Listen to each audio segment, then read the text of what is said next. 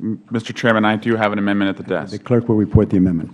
Amendment to H.R. 2431, offered by Mr. Swalwell of California and Ms. Mr. Chair, I ask for unanimous consent that the reading of the amendment be dispensed with. Without objection, the amendment will be considered as read. And before I recognize the gentleman from California, let me say that I do support his amendment, and he is recognized to explain it. Mr. Chairman, my amendment is a simple one intended to ensure that the most accurate, up-to-date science is being used to help keep us safe and plan for natural disasters like drought. This amendment simply includes the language that was passed out of the Senate Committee on Commerce, Science, and Transportation.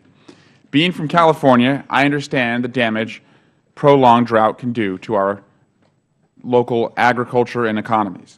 Drought impacts not only agricultural communities, and in my congressional district, we have 55 wineries, but also the larger surrounding economies.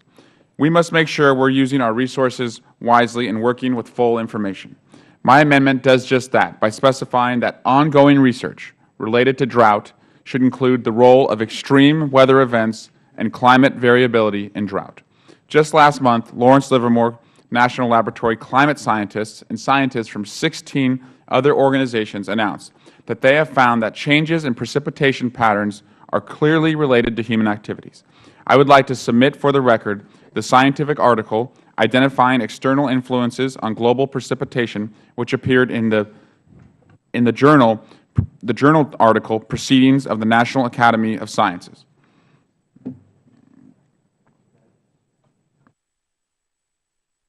Mr. Chair. And finally, the language I am proposing did pass out of the Senate committee by voice vote. And if that committee, which has both members, Senator Boxer and Senator Cruz, can voice vote and agree on that language, I am very optimistic about the chances of this amendment passing through our committee. So I want to thank the Chair again for accepting this amendment. I would like to thank my colleague from Florida, Ms. Wilson, for joining me as a co-sponsor, and yield back the balance of my time. Thank you, Mr. Swalwell.